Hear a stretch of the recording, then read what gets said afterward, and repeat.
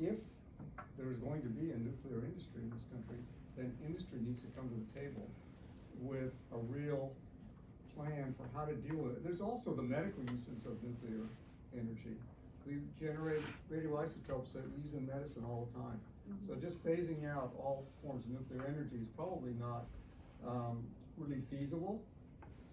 So we need to have a much bigger discussion as that waste is just part of the problem. And when President Carter made the decision about no reprocessing of nuclear waste, that really set us on a course for having to dispose of large amounts of this material, which could actually be very valuable if there's going to be a nuclear industry, continuing nuclear industry, which I think there's a lot of sentiment to have that. I was going to say, if we are only gonna, if we're gonna produce it in every which way, as you said, and the only thing we have is storage, Yucca Mountain or whatever, your compatriots in Washington, Tennessee, California, it's gonna still be there.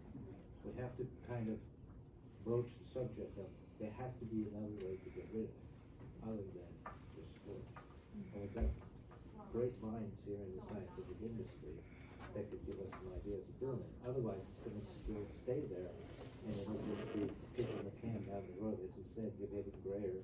I'm already gray. And there'll still be an issue there that needs to be approached. And I think we've got the science and technology and the brains in our country to figure out how to move it to a safer state that doesn't cause the untold toll on life and our environment.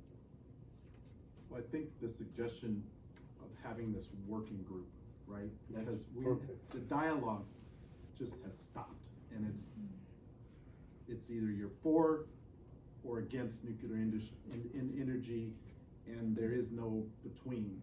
And because of that, they're still producing, and the solutions for all this waste, no one's really solving that problem. So that was the reason that there was that recommendation, right? Is just like we've done on other complicated long-term issues. The solution's not something we're going to solve in one bill or one effort. It's going to take more of a comprehensive approach. So maybe, Chairman, I can follow up with you and your staff on that when we get back. I suggest, I think the conversation is broader than slave. How do you define remediation? How do you define disposal? That's a really good point, because I think we're stuck with that one argument, and I'm stuck, but that's what it is. So I think that's a really good suggestion. Anything else on Yucca Mountain? All right, let's turn to the Desert National Wildlife Refuge and the proposals there. Yes. Jeff Bassett, Protectors of Tule Springs. When I read the Air Force's position of their thing, I was kind of struck by the fact that there was no compromise. Because I'm an Air Force veteran, and I know about, they have other ranges, other places that they train. They have places down here in Florida, places down in New Mexico, where they do training, and they're over public lands, and they have methods that they allow public access to the lands, and they do the tests and stuff like that.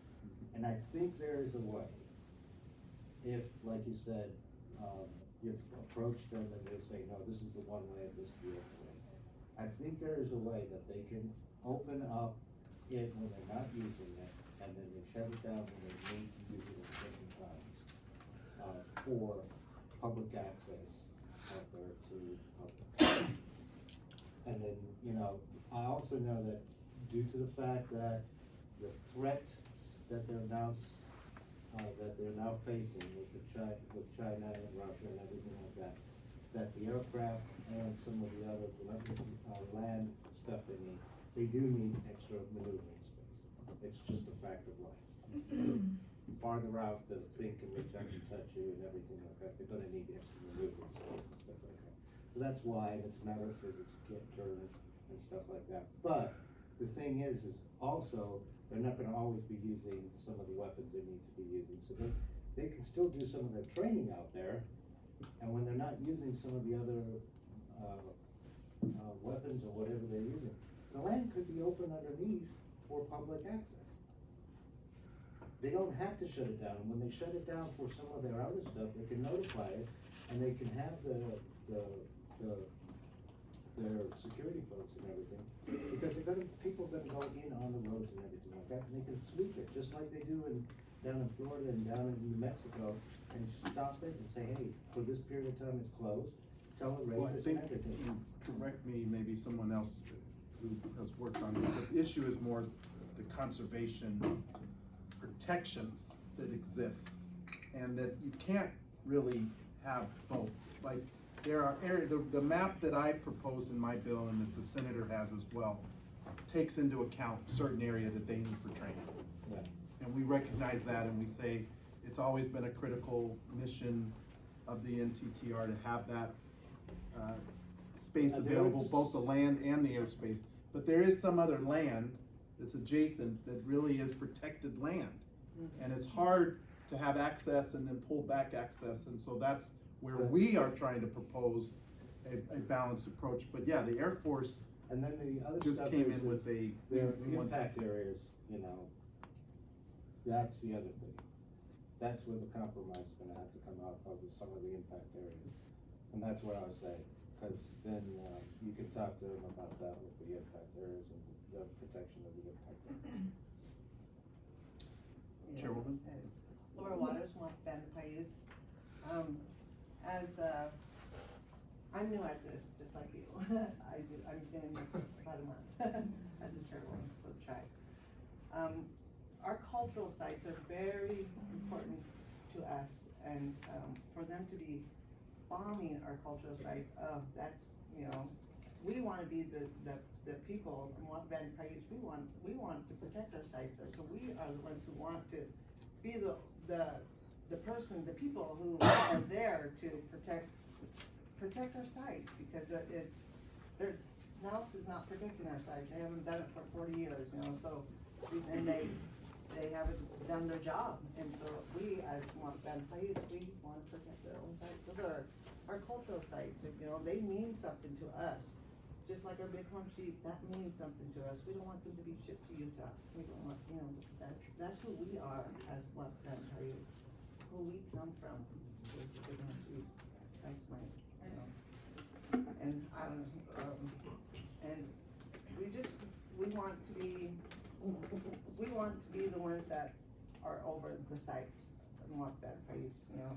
That's how we feel. Yes.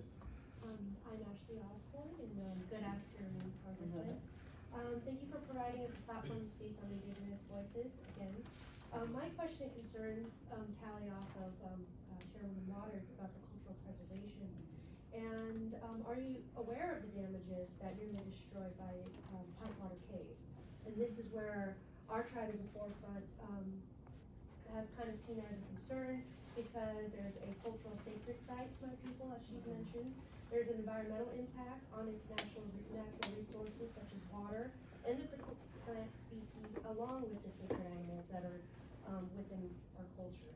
So what she's speaking of is that we propose to take over the DNWR by the behalf of the Southern Paiutes in cooperation with the Las Vegas Paiute Colony and other Southern Paiute tribes to protect the salt trails, which is considered sacred to us. I understand that there is a unit that is oversight in that management, but there has been some concerns by our tribe that there's no Moapa Paiutes or other Southern Paiutes that are not in representation that can speak on those issues, that are aware of the stories and are aware of what sites that need to be protected. And so, in short, in coordination, if you're interested, coordinate with our tribe, because we do have some proposals that could sort of help alleviate that issue within those departments. And can I follow up even on that? Because we've actually, of course, we've had no council, new council, and with old council, we've been working some language too. And of course, the chairman and the other council members spoke very well on that. we actually sent you stuff in regards to incorporating some of these concerns that were just brought up. And was sent by our attorney, so we're just checking on that too. I just can give you another copy right here. Yep. It incorporates a cultural officer and exactly what, exactly what Ashley said about trying to incorporate our concerns with our culture and working with representatives. So there's some of the language right down here. I'm trying to point it up to you. It's all over here. We sent this a while back, and then right here. This is your copy. Okay, thank you. Thank you, Ashley and Chairwoman, and yeah, those are the types of specific ideas, suggestions, obviously, approaches that we need to take, so thank you. I'd love to, maybe we come out and visit with you and see it firsthand, because that always helps me have a perspective of what I'm fighting for as well. So this is a priority for the chairman, as you know, so I know including it in language of the bill would probably meet some of the goals that he has beyond just the DNWR as well. So thank you for that suggestion. The anticipation for the expansion of this is with the NDAA upcoming authorization for fiscal year 2021. And that's when the expansion of Nellis and Fallon are gonna be part of the discussion there. And I think, and both proposals have received this significant opposition in the legislature here, opposition, numerous organizations, the National Congress of American Indians, an unanimous resolution in opposition, and local tribal governments as well, and numerous environmental sporting organizations, again, and are opposed to the expansions, and particularly Nellis has received a significant amount of opposition going forward, because the Air Force would basically turn virtually the entire Nevada desert wildlife refuge into a bombing range, and I think the attempt to compromise both the senator and the congressman's legislation that has been introduced, expand the basis in a limited fashion, and then in line with some of the stakeholder issues that have been brought up here today.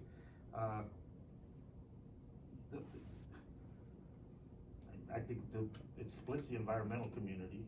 The legislation, I realize that, having looked at it, split some of the tribal communities as well, having seen some of the communications that have come to us about that, and so we're in this process. I want to highlight, I think, the effort that's ongoing by the congressman and senator to try to raise a voice other than just reauthorize and make us bigger and put us fully in charge and downgrade conservation and all those public access issue that you brought up. And so going forward, I think that this process of being inclusive with stakeholders going forward, I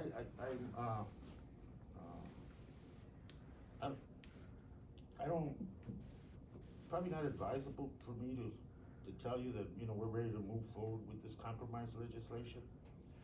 Because I think as the congressman said before we met here, this is the template in order to see what we can come up with. And I think that's the effort that's ongoing, but the opposition is very intense. In my district, Goldwater bombing range, that's kind of, without any restrictions, kind of took over. We finally got the bighorn sheep issue, but that was litigation that kind of forced the Air Force to having to deal with that issue. But so I'm aware of what happens, and this effort is a difficult one because it's you're trying to create a balance here between the national security mission demands of the Air Force and the military, and the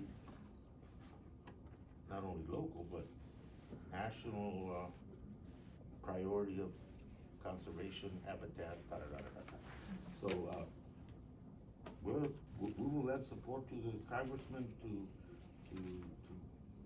do what he does well, and that's to try to bring people together to see if there is a consensus.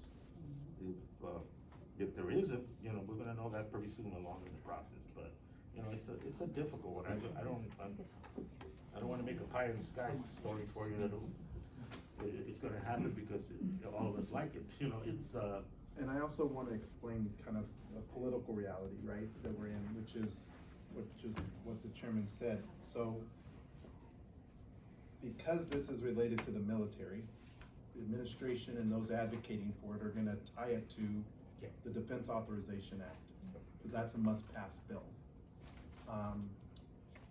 And my fear is that they will attempt to circumvent all of the regular process, having it go through natural resources, having public hearings, being able to hear stakeholder, because I don't like getting into too much of the weeds, but you all are very sophisticated advocates or involved in this work, and so you need to hear, because I can't explain this in a 30-second explanation to the press, is that, no offense to the press, sorry, is that, right, we have multiple committees of jurisdiction in the House.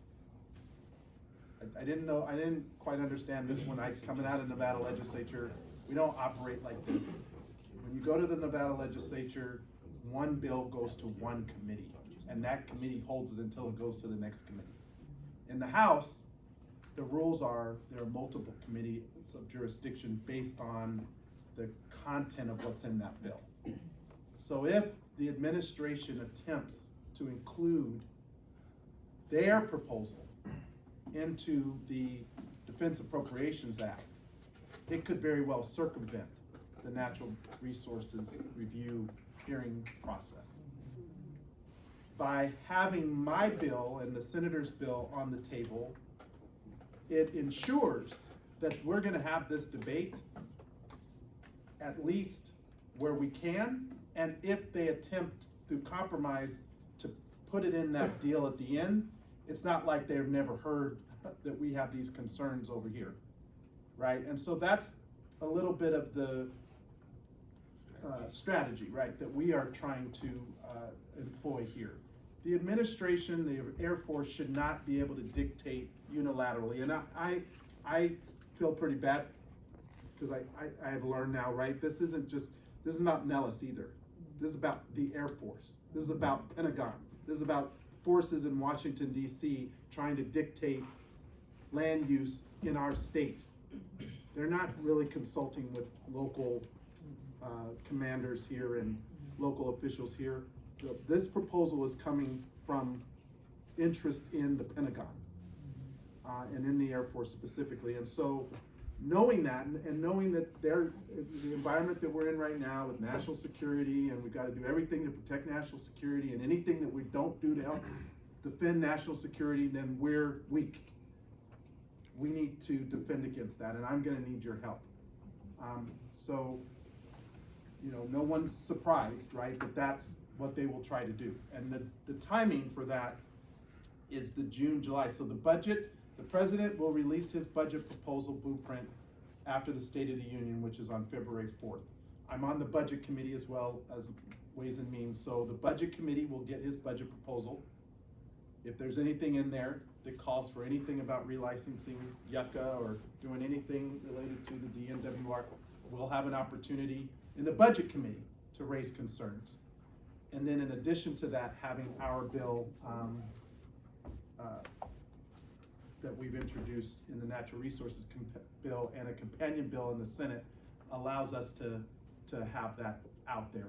The appropriations for the National Defense Authorization Act won't happen till like June or July. But when it happens quickly. And when there's a deal, there's a deal. And I can't, as one individual or members of our delegation alone, can't stop a Defense Appropriations Act from moving. And if it happens to have a poison pill in it like this, there's very little that we can do that late in the process. So enough about the process explanation, but it's an important part. Sorry, were there some more comments?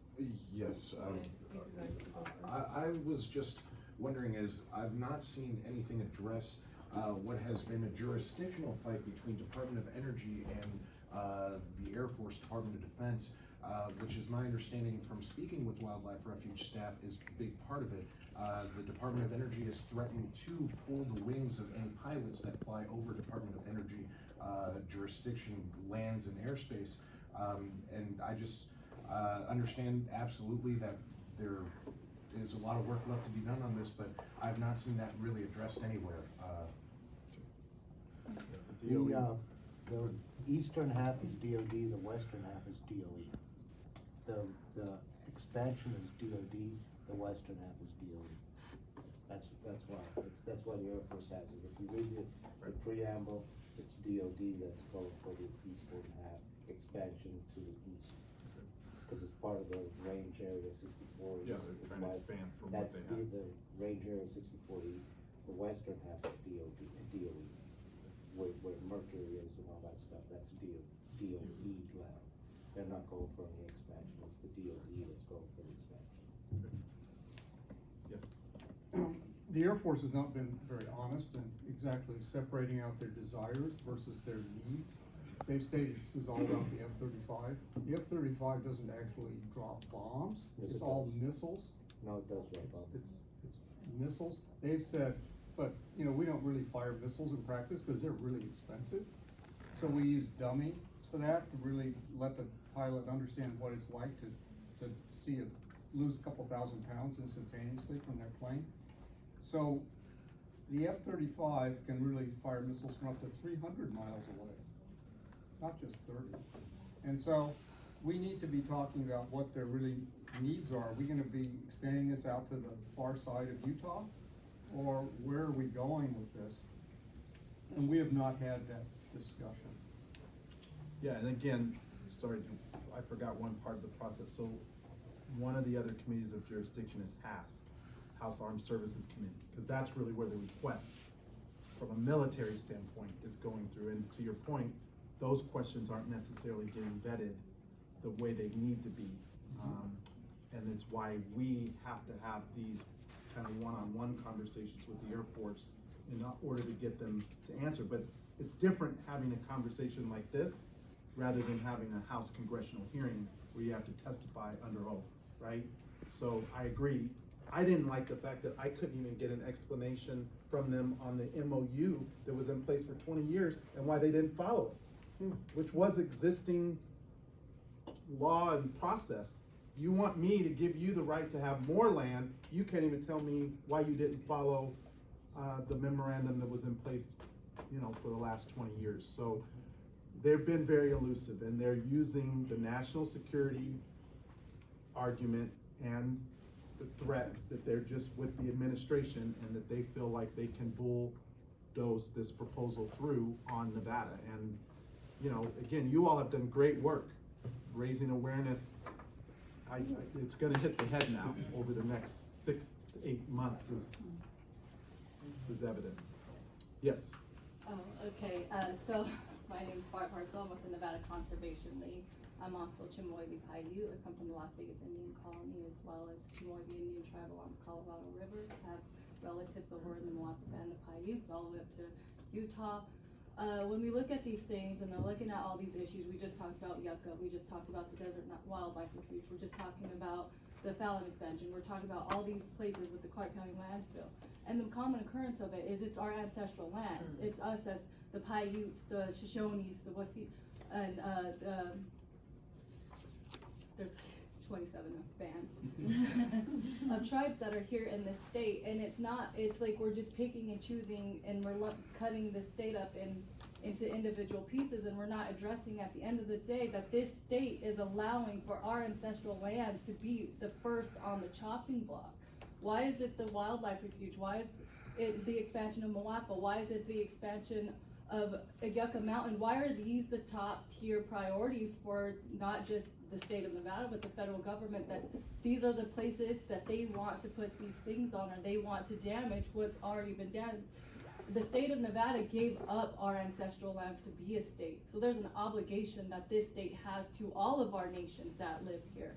And when we talk about the wildlife review, That is our creation stories. When we talk about the salt songs, the Salt River Trail, that goes all the way down into Colorado, up into Utah, because that is our songs. Those are our songs that we use every day for our ancestors, to get our relatives to the other side. It is extremely important. You can't damage it. All the way to the pine nuts, when we talk about our creation story and how we survived here and how we lived here.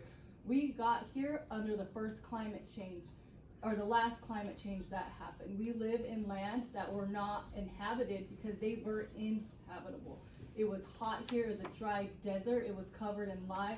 There were people who could not thrive or live here, but we did. So why are we not the stewards of this land? Why is it always us just divided into these little pieces? There is a common theme here, that it is not just talking about, okay, here's just one tribe here and we're just gonna talk about this one issue.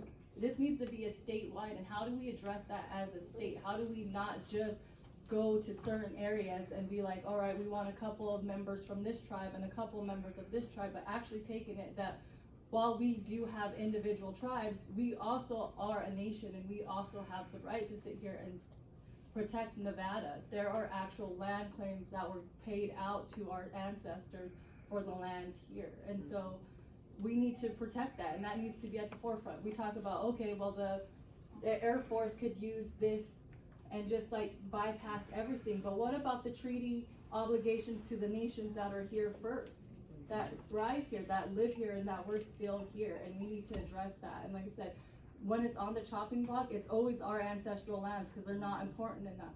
They don't care what that means to them, because we're a small population, or we're not even at the table, or we're not even brought into consideration. Normally when we're brought into it, it's at the bitter end of it. Then it's like, oh wait, we need to go get us some natives to, co-sign on whatever side we're on. And it goes more than that. We need to have more input and say-so in that throughout the entire state, because like I said, these were our ancestral lands that were given to make this a state. It wouldn't be one if it didn't take our land. We hear you, and we do care. I know the chairman, this is a major priority, as you said, not for project by project, bill by bill, but just how are we approaching indigenous people and policy and sovereignty in real and meaningful ways. And Deb Holland as well, who is the chair of the Public Land Subcommittee, and I'm a member of that subcommittee with her. She has obviously personal significance and commitment to this. So I agree, and you bring up a good perspective, and maybe we can talk further about how we can approach things on a more statewide basis. I know that for me, when I look at these public lands proposals, I try to approach it in more of what's the comprehensive thing we're trying to do. Not the thing is, what is the Air Force trying to do, or what is some business over here trying to do, but what are we really trying to do with our public lands from a statewide perspective. And you're right, we probably need to structure a more formal process for that at the state level, so maybe we can have a conversation with the governor and other stakeholders in the delegation about how to move that forward, because we do tend to keep having these debates. Fortunately, with the chairman's leadership, we are able now to have a check on an administration where we did not have one before, right? I saw firsthand what the House Republicans did under the prior administration, not federal administration, but in the House, to move bills forward that didn't take any of this into account. So the chairman is absolutely trying to do that, but we're up against an administration that doesn't care about treaties. They don't even care about the laws on the books today, let alone the laws that were entered into hundreds of years ago. And we have a responsibility to hold them accountable to that. And I hear you, so thank you very much for bringing voice to that perspective. Dawn? Congressman and Chairman Turner, would it be possible to do kind of what you did with Yucca and bring some of maybe the committee out, maybe do something like a public hearing? Bring some light to the issue. Yeah, thank you. I think, I think I think the discussion that we're having about, in this instance, this expansion, kind of brings a lot of area public lands. That, it also brings in, the subcommittee on indigenous peoples of the US. It brings in water, and, obviously brings in the interest of the delegation and Mr. Horsford as a member of this committee. Yeah, we'll explore that, because I think even if it's not a formal hearing, you know, you'd have to be bipartisan, you'd end up watching us argue for 3 hours. I don't know, that's very productive. That's the beauty of the majority, yeah, we're gonna have this thing, and we're just gonna be us. Anyway, yeah, because I think as Mr. Harper said earlier, part of it is education and attention. And this would, you know, educate members, but more importantly, bring attention to. And yeah, that's something that we can try to balance people's lives, you know, see. And if it's during the home game, what the hell? Just kidding. Oh, they get the experience what the heck of it. No, I think it would be very good. And Maybe it's the a coyotes will struggle, be in your town. point on, it's not just tribal, it's, you know, native communities that aren't necessarily affiliated, maybe urban and whatever. It has been a hell of a thing to try to reintroduce, and we were talking earlier, you know, when this is all over, we're gonna have a repair job on our hands in terms of what we need to do to put things back together, you know, processes and institutionally. But in putting them back together, we've also learned some lessons about what worked then. Putting some of those things back together in the same form is probably not a good thing. Changing them, how we deal with the trust responsibility is something that has to be done differently than what has been done in the past, and I appreciate your comments. I want to be respectful, the chairman's got a hard stop. I do want to just cover any other public lands issues, the Clark County Lands Bill, which I know that there's some general thoughts out there about that, so I would love to take the last 10 to 15 minutes to cover that, and any other public lands issues that people want to raise. Yes. Janet Carter from the Sierra Club. I just wanted, since we're talking about, and this is a public lands issue in general, but it applies to the Clark County Lands Bill and some of the discussion.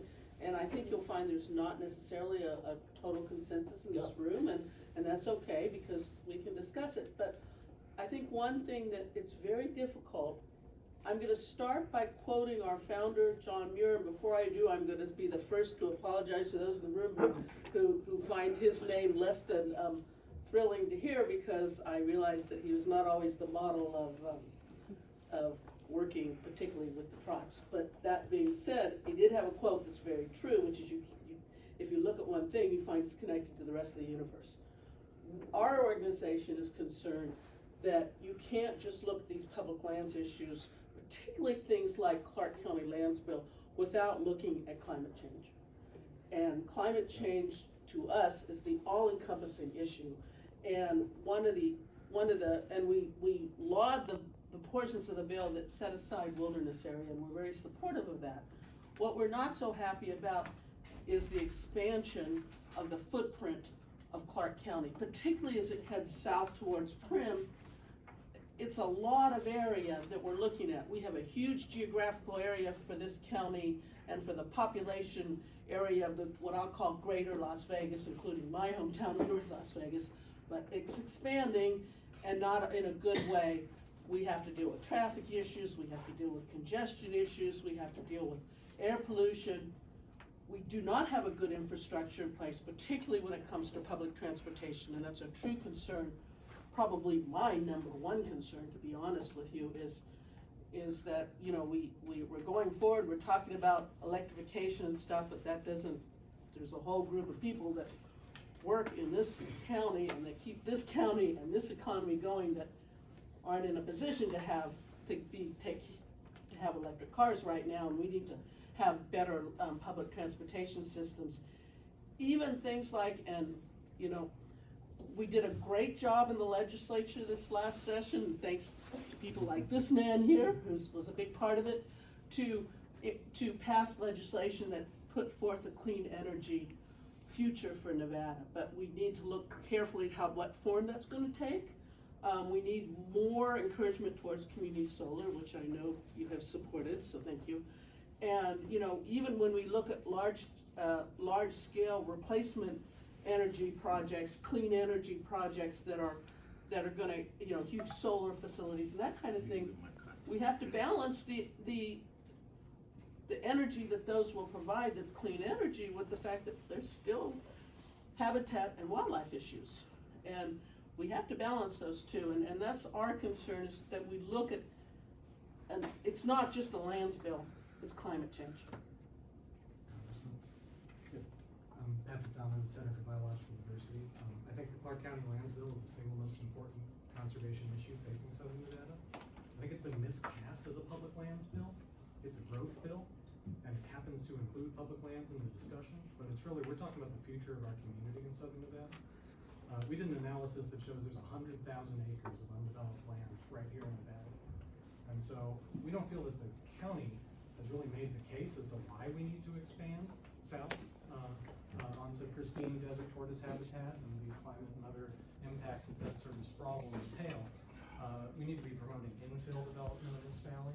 We need to be promoting public transit, as we've heard, and thinking about the next generation and the generation after that, and how they'll feel if we just let Las Vegas sprawl indefinitely. And I think, you know, time is short, we're not gonna get a chance to hear from everyone in the room, but there are a number of groups in this room, I think, that are on the same page that this bill's not ready for prime time yet, and that there's really been very little effort to engage the public. We very much appreciate this forum.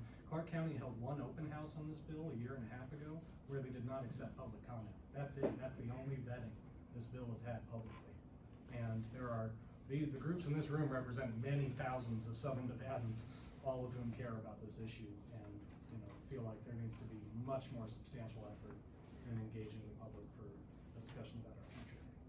And Laura Cunningham, Western Watersheds Project, I actually agree with Patrick Donnelly because there's some real problems with conservation of the non-wilderness parts in this bill. For instance, Basin Range Watch, Kevin Emmerich and I designated through the BLM process an Ivanpah area of critical concern near Jean and into Ivanpah Valley, and this was to mitigate for 3 of the very large utility scale solar projects that took a lot of desert tortoise habitat away. So we got this ACEC, and the bill, without any public review, replaces it with a special management area, and we don't even know what that is. Is that a weaker form of protection for the desert? We don't know. We weren't consulted, but this bill revokes an area of critical environmental concern, and we have a big problem with that. To build off of what's been said here, y'all talk about the next generation. Hi. You know, climate change is really the biggest issue that's facing all of us, and this lands bill just doesn't even pretend to address it. I mean, sprawling down south is not gonna help this county and the city without addressing stuff like public transportation and things like sprawl. It's irresponsible to pretend that adding more protection to public lands without addressing climate change is a good policy. It's not. And if you ask the beginning of this conversation if there was a consensus in the community, there isn't. And I think that means there needs to be more discussion about it. So thanks for having us all here. I hope that this discussion continues to be had. I have Kevin Emmerich, Basin and Range Watch. We're really concerned about the Clark County land bill. Oh, thank you, by the way, for opposing Yucca Mountain. I live 30 miles from that. But we're very concerned about the Clark County land bill due to the fact it's going to create, if it passes, the proposal is about 120,000 acres of new off-highway vehicle areas. And those would be, and a couple of them in pretty good wildlife habitat. And I know some of the off-roaders are my friends. That's basically to replace the routes around Prim that would otherwise be developed with sprawl. And a lot of these guys don't want those new areas because they care about the wildlife that would be harmed. And there are desert tortoise. There's a lot of wildlife in that area. So that should really be removed from that bill. The desert tortoise is recognized in this whole area as where it's left, is the Northeast Recovery Unit. It's doing well. Large scale solar, Gemini solar up north, that's gonna remove habitat for about 1,200 of them. The lands bill would remove about almost 45,000 acres, and this population is doing well, but overall it's seen a decline, that the species in its range of about 40%. And so, are we gonna turn this recovery unit into another extinction area for the tortoise? And I'd like you to really think about that with this land bill. And I wanna talk to you later sometime about utility scale solar and directing it to rooftops and off of public lands. Because public lands are just gonna get more demand as more people move here, so thank you. Thank you. Yes. Hi, I'm Shayna Mountain from the Nature Conservancy. Thank you, Chairman, and thank you, Congressman, for being here and listening to us. We're also very concerned about the Clark County Lands Bill. The Nature Conservancy, in addition to protecting lands and waters, is very interested in tackling climate change and building healthy cities. And here we have an opportunity to do both, but I think the model that the lands bill has been built off of has been based off of previous lands bills, and it's brought this community a lot of success and economic growth. We see that, but it's time to change. We can't continue to do that, because in addition, if the city were to be developed into the disposal areas that are slated, it would move the development outside of the Las Vegas Valley. I took a drive down there yesterday. It's really beautiful habitat. We drove down to the edge of where the Jean Lake area is. Right now, the Jean Lake area has about 250,000 OHV user visits per year. That's estimated user visits by the BLM, published studies by the BLM. And we're concerned that removing that area or developing that area would also just push those users onto adjacent lands. Yes, it also establishes OHV areas, but those OHV areas are frequently adjacent to proposed special management areas or wilderness areas, proposed wilderness areas, and there's spillover, there's management concerns that occur with that. But overall, I think in thinking about how we want to grow and economically develop in the city of Las Vegas, we really need to consider how we can grow up instead of out, and how we can consolidate our resources within the boundaries that we have. And I would like to see a vision for that. I think one thing that's never been presented is, what is the vision for growth, and what does our future look like based on this bill? It's 50 years out. They're asking for extensions of permits for 50 years. That's a long time. That's 2080 by the time some of these permits would expire, if that were to come to fruition. And I think we need to think about this in a very long-term scope, because we're in a different world. It's climate change. We need to act now. We need to act urgently, and we just simply can't accept the same things that we've done that have allowed us to grow economically. And there are other ways.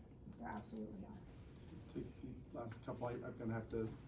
Hi, so this is not related to the public lands bill, but general public lands, and thanking both of you for your work, especially on protecting and continuing to fund LWCF, which is very important for us here. And we have actually a petition that we have done, and it has over 3,000 people here in Nevada that thank you and thank the rest of the folks in Congress. So I'd like to hand this to you if possible. And again, thank you for all the work that you've done as a constituent and with Battle Born Progress. Thank you for actually working to protect the oldest form of conservation in our country, because along with what we're talking about, conserving for the future generation, if we don't have this, if we don't continue funding it and actually having these projects ongoing, we're not going to be able to actually have our public lands and our areas, our urban areas, our parks for our future generations. So just wanted to thank you all. Permanent reauthorization done. Now Yes. it's mandatory funding at some level that Exactly. beyond what it is right now. Next struggle. That's the next fight. And that's what we're here for you. So anything that you all need from our group, the groups that we work with, we're here to help to make sure that happens. Thank you. Assemblyman, All I'll let right. you close it out. Sure. I'll do three quick things. One, you know, public land's extremely important, also public waters, water scarcity, water conservation, extremely important, something that I've been trying to work on at the state level and want to continue to figure out how we can work with the federal government, especially with the federal jurisdiction and involvement in the Colorado River to continue to make sure that we preserve that resource. Second thing, really going after speculative leasing from BLM. It's something that we've been continuing to fight against in terms of parcels being nominated, often anonymously put up for auction, and some of them are, I mean, it's just completely ridiculous. And I know Senator Cortez Masto has been working on it, and just want to encourage you to work on figuring out ways to rein that in. Like a real estate agent right now. Within BLM. Exactly. And then the last thing, going back to some of those other issues and speaking as one lawmaker to others, is you know, a lot of these issues are multi-jurisdictional, and it's also multi-issue. So I know that hearing some of those things, I'm thinking even at a state legislative level, those are natural resources, those are transportation issues. You know, the land use stuff often goes more to local government. So I know some of the things around the Green New Deal have tried to bring those different pieces together, and I would just encourage us to think of ways that we can get state, local, and federal, and also work across those committees and figure out ways that we can build some of those things in. When I know a lot of our structures tend to look at certain pieces within certain jurisdictions, but we've got to take some of that on. You know, I just read recently that you know, they're working on it on the other side, whether it's trying to designate, you know, uranium as a critical mineral. I just heard that they're trying to use the FAST Act to make mines something that can be, you know, expedited as being related to transportation. So the other side is going to try and use the tools of our government to work across sectors and dismantle things. I think we need to figure out ways that we can work across those sectors to move things forward. So thank you. Chairman, final remarks. Yeah, thank you very much, Congressman. I appreciate it. The suggestion about, you know, a return visit, I think is a good one, and we'll see if we can make that work, John. The commitment is to that effort, and we'll see. I think there's some urgency and timing in terms of us having a public forum where people come and educate. I think I'd like it more structured so the members would know a little more and have individually have time to deal with people. We talked about Yucca. We talked about the progress with the template on the other one, the Clark County one. Okay, I mean the expansion in terms of DLS and everything. I was a county supervisor before. I had a real job once locally, and then I ended up here. And we had an endangered species, the pygmy owl, that afforded us the opportunity to have to plan for growth in Pima County, and so we had the Sonora Conservation Plan because we had to. And I think, you know, and the lessons that I learned there, I as we go forward, you know, the pushback right now with the draft discussion locally around from Clark County, there's going to be a lot of pushback.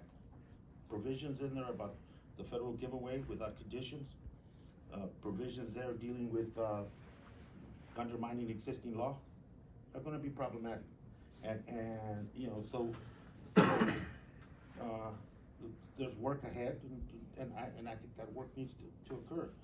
But I think your point was really well taken. I think we have to look at planning for the use of our land and our resources, including water, in a much different way than we've been doing it. Just to, you know, to take that same model that has existed since the 50s and 60s and superimpose it into this time frame without factoring in the cost of climate change, both economically and in terms of resources, is stupid.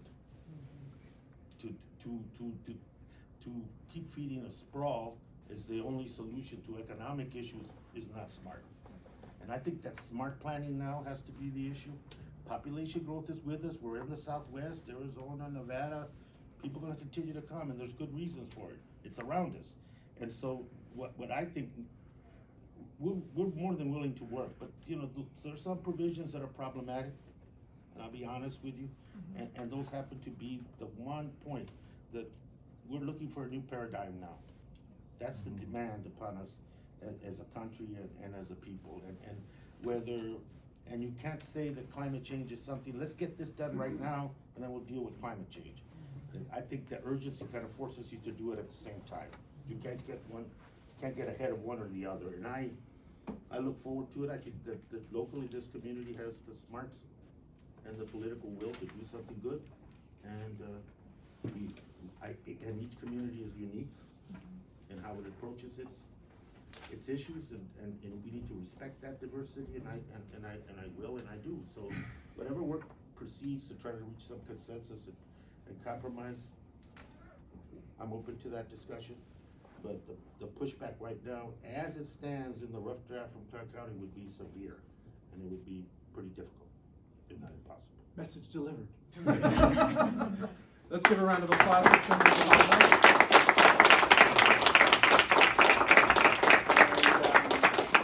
Again, I want to thank all of Thanks a you lot. for your time. There is lunch and sandwiches, so please take, because we can't eat it all. I want to thank Kevin.